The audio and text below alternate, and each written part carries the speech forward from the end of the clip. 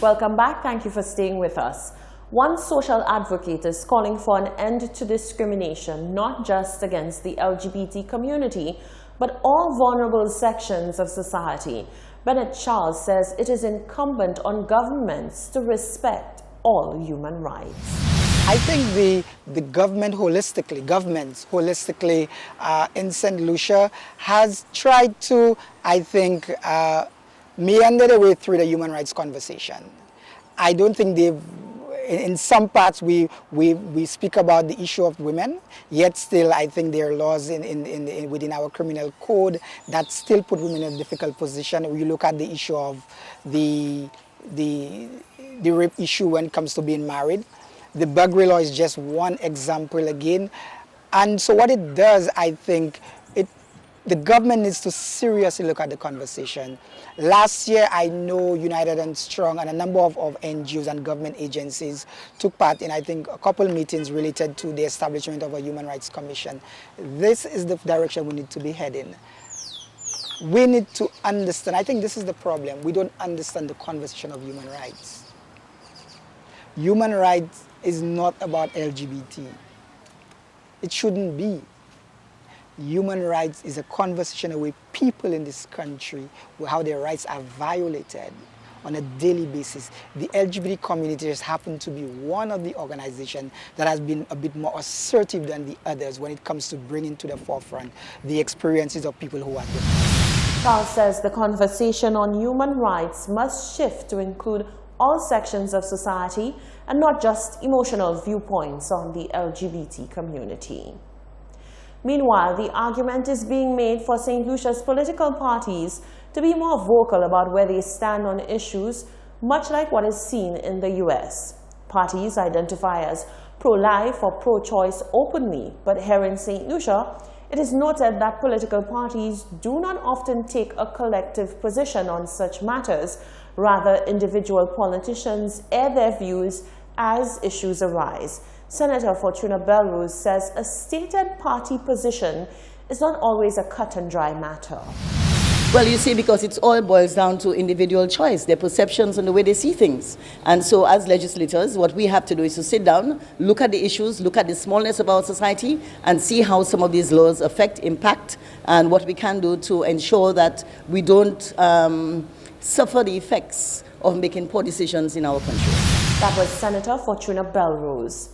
Training officers of the Royal St. Lucia Police Force have proved that St. Lucia does indeed contain the best of the best after a group of officers completed a first-of-its-kind site exploitation course.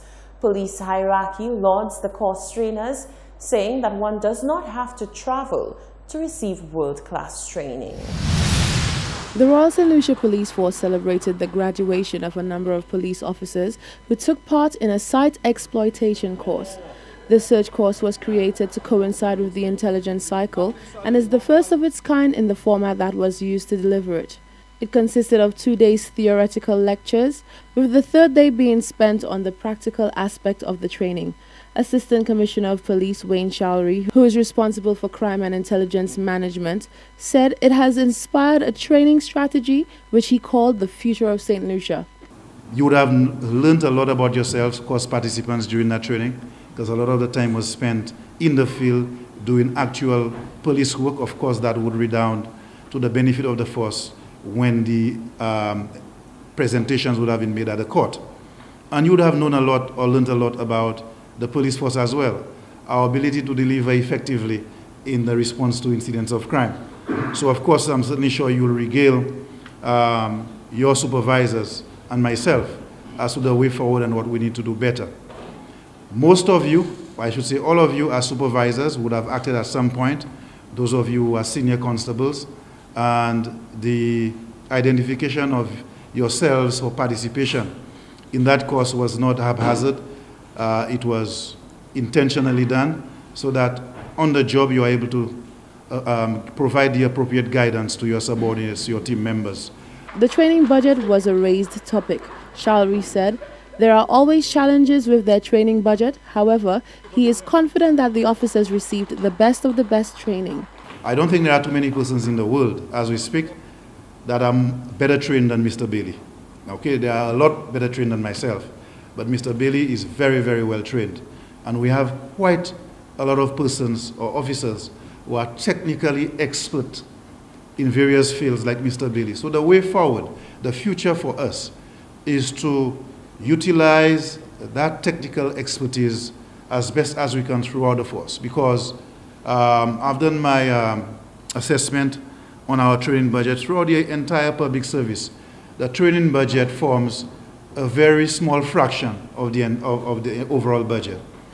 The bulk of the elephant, or the bulk of the budget, goes to wages and salaries. So that's you and myself, because that's the most important aspect in the entire organization. The next most important is to continuously train ourselves. Like Mr. Shari would have said, our skills, law enforcement skills, are quite esoteric, meaning they're unique. You don't get it, all over the place. Deputy Police Commissioner Milton Daisy congratulated the graduates. He said training received here in St. Lucia is training of a high quality. Over the course of 3 days, you learned how to conduct a thorough search of various sites with the aim to preserve and accurately log the items recovered.